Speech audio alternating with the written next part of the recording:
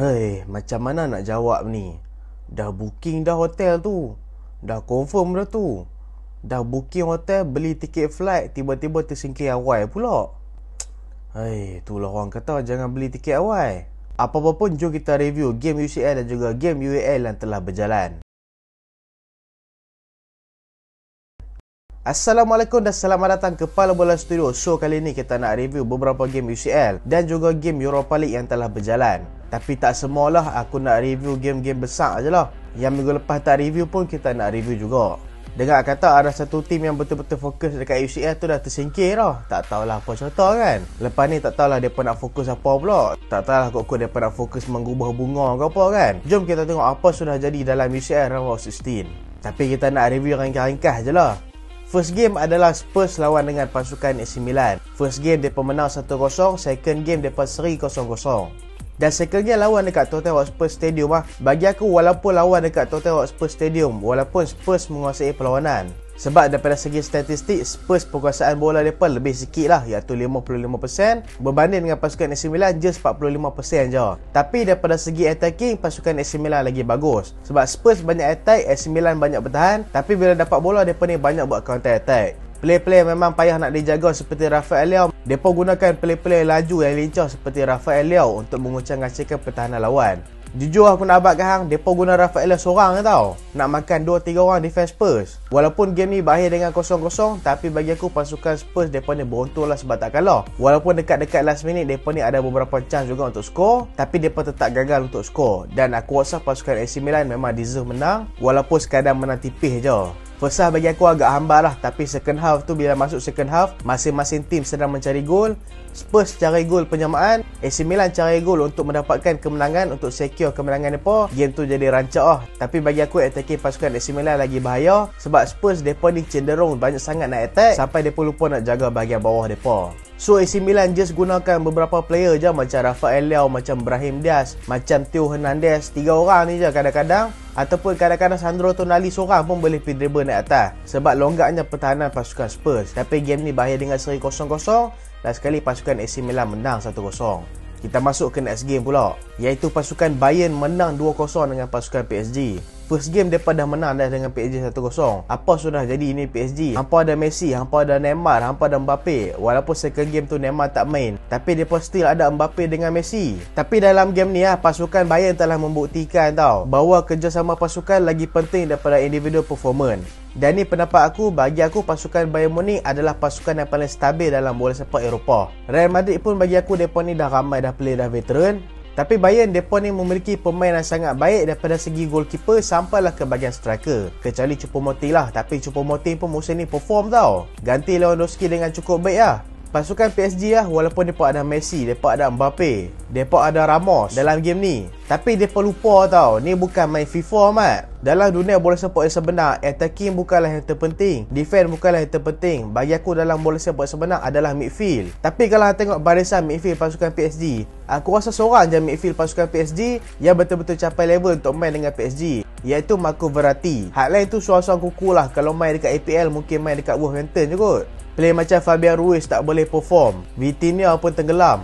Dan dalam game ni kalau hang tengok kan, separuh masa pertama pasukan PSG memang boss the game lah. Tapi masuk second half je pasukan Bayern Munich mereka ni tingkatkan asakan dan mereka compactkan dekat bahagian tengah. Mereka kacau Messi, mereka kacau Mbappe. Bila dapat bola dekat Messi dengan Mbappe dia memang mereka henyak habis lah. So memang dapat nampak lah Messi dengan Mbappe dalam game ni memang struggle gila. Tapi walaupun struggle mereka still boleh deliver. Tapi itulah, nak abadkan sekali lagi, kestabilan pasukan tu memang penting. Kalau dapat dekat Messi dengan Mbappe, tapi mereka tak ada siapa nak passing, mereka nak main antara mereka dua je, payahlah. Senanglah defend pasukan lawan nak kunci mereka. Lagi-lagi Choupo-Moting skor lagi dalam game ni mat. Patutnya ada skor 2 gol tau. Nasib baik saya tutup offside. Tapi offside tu tak tahulah kira macam mana kan. Sebab dia kata mula mengganggu perlawanan. Kalau tidak gol tu dah kira dah tu. Tidak 3-0 dah game ni. Lepas tu lalah kali Gnabry skor, habis.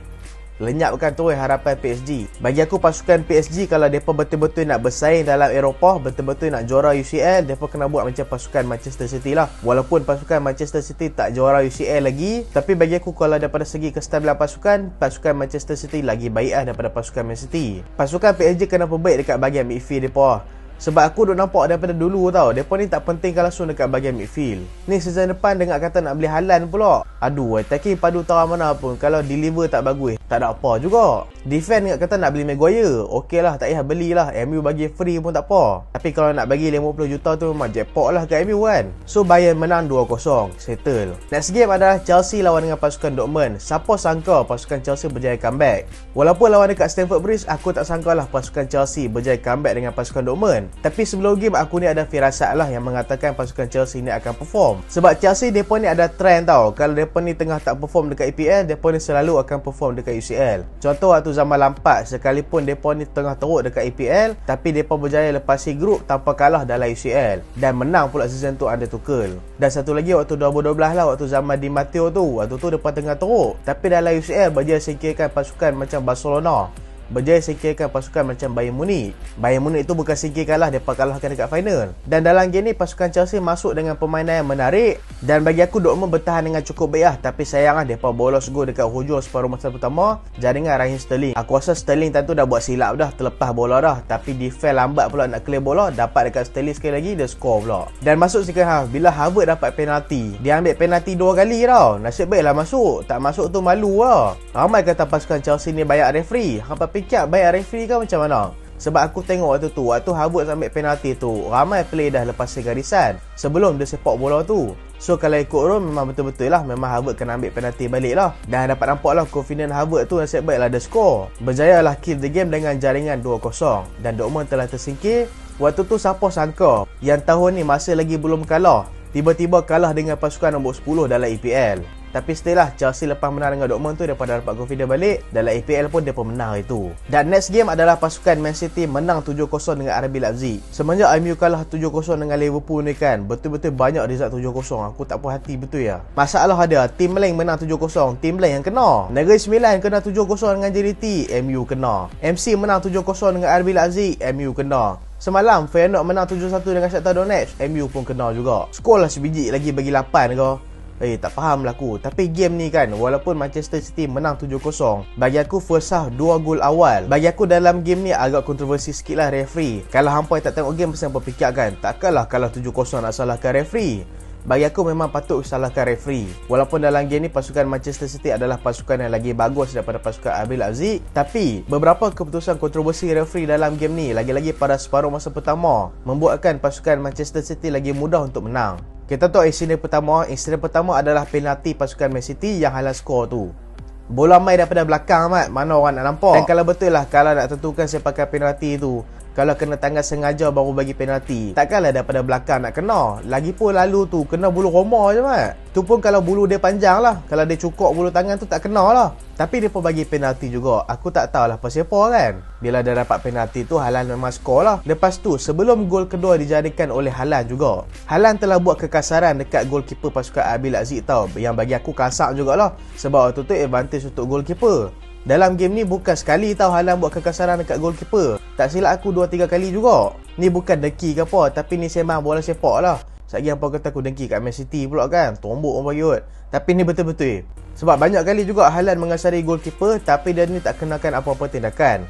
Tapi insiden ketiga yang aku rasa patut diberikan perhatian adalah Ederson tackle dekat lock kotak penalti. Ederson memang nampak dia nak challenge bola, tapi dia tak dapat bola tu, dia tackle player tau. Dan aku rasa player yang kena tackle tu, kalau dia tak nampak Ederson nak main dekat dia, sebab waktu Ederson main kat dia tu, dia dah stop dah pergerakan dia.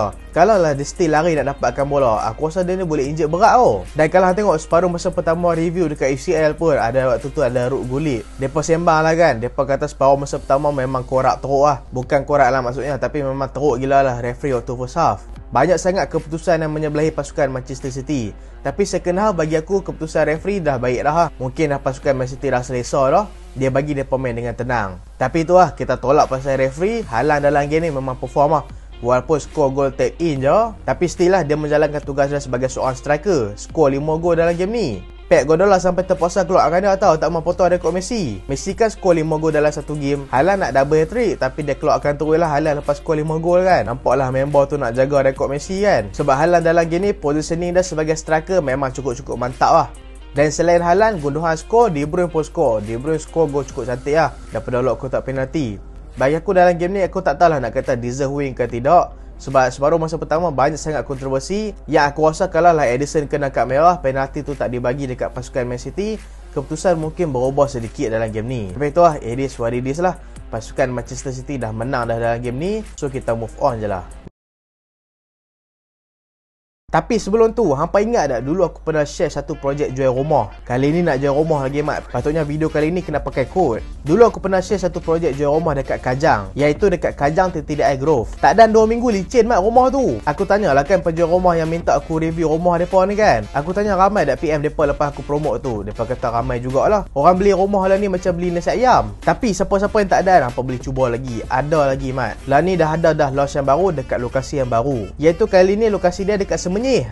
Dekat Semenyih pula. Iaitu dekat Eco Majestic Semenyih by Eco World. Kawasan dia memang cantik, tapi kalau cantik tak strategik memang tak guna. Macam kalau ada bini cantik tapi tak ada otak, tak boleh pakai. Tu masuk benda lain pula. Kita masuk balik promote rumah. Macam aku kata tadi, kawasan dia cantik tapi strategik pula. Sekolah dekat, highway dekat. Duduk situ terus rasa macam orang kaya walaupun bawa kancil. Kata kat diri sendiri lah ni. McD, Starbucks, Jaya Grocer. Yang paling penting sekali, klinik. Semua boleh pergi pakai jalan kaki je. Nak pergi mall ke, nak pergi Tesco ke, 5 minit je boleh sampai mat. Rumah macam itu, harga 260k. Bagi aku harganya berpatutan lah. Apa jangan duk compare dengan harga iPhone. 1045 square feet. Ada 3 bilik, 3 bilik ayak. Biasanya kalau rumah besar akan ada 3 bilik dengan 2 bilik ayak. Tapi kali ni depa ada 3 bilik, 3 bilik ayak. Hampa boleh mandi tak payah nak berebut. Lepas tu ada 2 master bedroom. Dekat sini juga ada disediakan kelengkapan seperti gym, ada swimming pool, ada tadika, ada surau untuk hampa nak taubat sekali lagi, ada dewan juga. Yang paling syok macam aku kata tu lah, dapat macam-macam free. Selalu kalau hampa masuk rumah hampa ni akan dapat kosong saja kan, bosan. Tapi bila hampa beli rumah ni dah lah harga 260,000 je. Hampa dapat macam-macam lagi penambahan free. Contoh 3 aircon, 3 almari built-in, 3 water heater, ada TV lagi, TV kabinet. Depa siap bagi peti ais lagi, dan juga kitchen kabinet. Macam-macam dia pun bagi mat dengan harga 260,000. Hampa boleh dapat rumah yang mewah, dekat dengan kemudahan macam klinik. Bagi aku memang sangat-sangat berbaloi lah kalau hampa nak try. Hampa boleh lah tekan link dekat description kat bawah dan boleh PM terus untuk dapatkan apa-apa info lanjut kalau hampa berminat. Okay, kita masuk ke video balik. Next game kita jumpa pasukan betul-betul fokus dekat UCL, iaitu pasukan Liverpool lawan dengan pasukan Real Madrid. Hari tu dah kena bantai dah dengan Liverpool dekat Anfield, iaitu 5-2. Kali ni mereka main dekat Santiago Bernabeu dengan semangat-semangat untuk comeback. Fan-fan semua hype lah yang mereka ni akan skor 4-0 dalam game ni kan. Siap buat gambar Nunes skor, siap buat gambar Gakpo skor kan. Tapi lalah kali habuk pun tak ada amat. Bukan setakat seri, bukan setakat tak menang, kalah pula dalam game ni. Kalah tu daripada segi game kan, aku tengok komen-komen daripada fan Liverpool sendiri lah. Ramai kecewa dengan permainan Liverpool. Sebab kalau aku tengok Liverpool walaupun mereka ni ketinggalan 5-2, tapi mereka masuk dalam game ni macam mereka tengah leading tau. Mereka main selesa, pasukan Real Madrid lagi banyak attack daripada mereka. Separuh masa pertama tu dapat nampak lah banyak gerakan dilakukan oleh Nunes, dilakukan oleh Salah. Bagi aku Nunes dalam game ni lagi-lagi first half memang perform lah, tapi nasib baiklah kotor banyak save bola dia. Real Madrid macam tenang lah, mereka ni akan absorb tekanan daripada pasukan lawan, lepas tu lancarkan counter attack. Vinicius dan juga Benzema dalam game ni walaupun dia skor, dia banyak juga miss chance. Banyak miss chance, lepas tu banyak hilang bola. Tapi still lah, Benzema being Benzema lah, dapat chance dia akan skor juga. Vinicius dalam game ni complete most dribble mat lawan dengan Arnold. Arnold tu kalau boleh nak melutut lah kat dia kan, kata tolonglah jangan dribble dekat aku. Sebab dapat nampak lah Arnold dalam game ni memang terkapal-kapal mat. Kesian dekat dia nak jaga Vinicius. Nak jaga Vinicius tu, mula-mula tu nampak lah Klopp cuba bagi Arnold ni battle sorang-sorang dengan Vinicius. Tapi dapat nampak lah Vinicius macam training je dalam game ni. Lepas tu barulah Klopp tempatkan Konate, player macam Fabinho untuk press Vinicius bila dia dapat bola. Tapi tu lah bagi aku Vinicius dalam game ni memang tenang lah. Bila 3-4 orang main dekat dia pun, dia still boleh hold bola untuk passing dekat play lane. Aku tak tahulah Liverpool dalam game ni pasal apa kan, sebab nampak mereka ni tak bersemangat langsung. Mungkinlah sebab lawan dekat tempat lawan. Tapi tu lah, aku duk nampak kan, kalau lah Liverpool berjaya skor 1 gol, mungkin mereka ni akan semangat balik. Tapi tu lah, mereka still tak dapatkan gol sebab kotor dalam game ni memang perform. Nacho Fernandes yang kita main dekat Real Madrid sebab orang Sepanyol je kan, dalam game ni kunci Salah tau. Salah duduk dalam poket dah tau. Kira kalau habis game member keluar nak beli burger, buka-buka poket tu ada Salah lah. Memang Salah dalam game ni kena kunci gila dengan Nacho Fernandes dengan Rudiger. Player macam Nunes bolehlah juga lepas Carvajal, tapi second half dia agak tenggelam juga Masuk second half aku ingat performa Liverpool nak lagi padu daripada first half. Tapi masuk second half, Real Madrid memang total dominate the game. Dan lalah kali Benzema berjaya skor. Dapat dekat Vinicius sampai skor, lepas tu dia assist dekat Benzema. Dan dalam game ni bagi aku deserve lah untuk pasukan Real Madrid sebab dia pemain lagi bagus daripada pasukan Liverpool. Sebab aku tengok dalam game ni, walaupun Real Madrid sedang mendahului Selesa 5-2, tapi mereka still kena dapatkan satu gol secure untuk bonus semangat pasukan lawan.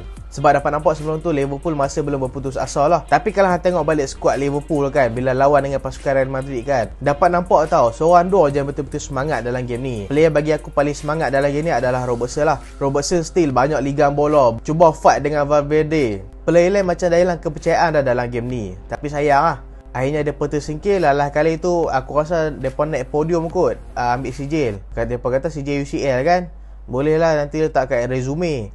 Boleh senang dapat kerja sikit kan. Kau nak minta kerja kat Tesco ke apa ke, boleh lah. Dan game-game lain minta maaf lah kita tak review. Game Inter Milan dengan Porto seri 0-0. Game Napoli dengan Frankfurt minta maaf lah tak review. Walaupun Napoli memang main dengan cukup selesa, menang agregat 5-0 dengan pasukan Frankfurt. Kita move ke Europa League pula, pasukan Manchester United menang 1-0 dengan Betis. Sebelum tu pasukan Manchester United dah menang 4-1 dah dekat Old Trafford. Dan bagi aku kemenangan tu memang cukup selesa lah, walaupun Manchester United bolos 1 gol. Waktu tu Manchester United bounce back daripada kekalahan kepada Liverpool 7-0. Tapi dalam game ni Manchester United masuk dengan kemenangan selesa. So anda dapat nampak lah selesa mereka tu macam mana. Aku malam tadi nak buat aku nak marathon tau, nak tengok game MU, lepas tu nak tengok game Arsenal. Tapi disebabkan game MU ni memang slow gila, buatkan lepas tu aku tidur terus tau. Dalam game ni play MU memang tak nampak lah mereka ni bermain sebagai satu pasukan. Masing-masing mementingkan individual performance. Memanglah mereka still ada build up, mereka ni bertahan sebagai satu pasukan. Tapi bila dapat dekat atas, masing-masing tak mau bermain secara pasukan. Dapat dekat Rashford dia nak dribble seorang-seorang, dapat dekat Pellistri pun dia nak dribble seorang-seorang, dekat Fred pun sama lah. Weghorst dengan duk cerita lah, tak dapat bola langsung. Hal lain dapat bola juga. Tapi nasib baik lah Rashford score juga dalam game ni. Sebab dalam game ni memang dapat nampak lah, banyak kali dia terlepas bola, banyak kali dia hilang bola. Tapi jaringan dia daripada luar kotak penalti tu banyak balik lah apa yang dia hilang dalam game ni. Tapi tu lah bagi aku, attacking pasukan Real Betis pun memang hamba juga dalam game ni. Sebab aku tahu, aku waktu tu mengantuk sampai aku minta Betis score tau. Orang kata score lah Betis. Maguire, Licha, Malaysia perform. Wan-Bissaka tenggelam sikit dalam game ni. Banyak kali jugalah bola terlepas belah dia. Tapi nasib baik lah ada Harry Maguire yang betul-betul perform. Casemiro dalam game ni lah membuatkan aku lepas ni fikir macam mana lah MU nak adapt tanpa dia. Dah lah lepas ni nak lawan Fulham. Dalam game ni dia menang 11-2 lepas. Lepas tu complete most passes. Ambil lah dia jadi defensive midfielder dan juga playmaker dalam masa yang sama. Dan dekat ujung separuh masa kedua tu masuklah play macam Jadon Sancho, macam Anthony Elanga. Aku tahu dalam game ni MU dah selesa dah, mereka dah menuju kemenangan dah. Mereka dah skor 1-0, so mereka nak secure kemenangan ni lah. Tapi bila play macam Elanga, macam Sancho masuk, aku mengharapkan mereka ni akan prove something. Sebab mereka ni adalah player yang masih lagi belum mendapatkan kepercayaan Ten Hag. Dapat main lah tapi tak dapat regular. Dan kalangan pemasuk live TikTok korang patah lah kan macam mana. Sebab aku mengharapkan mereka ni buktikan dekat Ten Hag. Sebab apa mereka kena main first E. Tapi dalam game ni Sancho dengan Elanga mereka ni buktikan sebab apa mereka tak dapat main first E. Elanga tu laju ada dah, passing tak kena pula. Memang teruk passing dia. Komunikasi antara Elanga dengan pemain lain pun sangat kurang. Sancho banyak passing belakang. Aduh, tak tahulah Mat. Tapi itulah, bagilah masa dekat mereka kan. Tak tahulah mereka nak masa banyak mana. Tapi kurang Elanga tu tak jual lah, bagi loan je lah, bagi dia dapat kepercayaan diri balik. Aku rasa Elanga tu dia just kurang kepercayaan diri je. Sancho tu tak tahulah, kena hantar lagi 3 bulan kot kat Belanda kan. Tapi still okey lah, Manchester United tak perlukan banyak gol pun dalam game ni. Menang 1-0 pun dah okey lah, beda rasa-rasa. Tapi game Arsenal minta maaf Mat, aku tak tengok lah. Tapi terkejut jugalah sebab waktu tu aku tengok tengok Xhaka skor gol, aku tidur terus lah. Tengok ingat Arsenal nak menang kan. Tengok no, Sporting skor daripada tengah kot. Sporting skor daripada tengah 1-1, lepas tu penalti. Arsenal musim ni bahaya jugalah sebab nak harap kat EPL saja. Dah lah dekat ujung-ujung musim nanti depa nak lawan dengan tim-tim besar. Takut kalau terlepas EPL ni koyak tak ada trofi langsung musim ni. So Arsenal mau tak mau depa dah terlepas Europa League, depa ni kena betul-betul ya. Depa ni kena betul-betul perform dalam EPL lah. Aku rasa ada advantage juga sebab depa tersingkir daripada Europa League. Depa ni bolehlah fokus sepenuhnya dekat EPL. Tapi kalau depa botol dalam EPL, memang habislah. Fan-fan Arsenal dah mendabik dada tu boleh masuk gua balik lah join. Season lepas siap upah kontraktor dah bubur dapak dalam gua tu kan. Musim ni memang lama tak masuk gua. Tapi kalau tak menang EPL aku tak tahu lah nak kata apa. So itulah review kali ni game-game UCL dan juga Europa League yang telah berjalan. Minta maaf lah kalau ada game yang tak review macam game Juventus ke game Roma ke, banyak sangat Mat. Ni kira jadilah ni kan. Dan terima kasih sebab tonton sampai habis. Jangan lupa like, jangan lupa share, jangan lupa subscribe. Aku Sulihan. Assalamualaikum.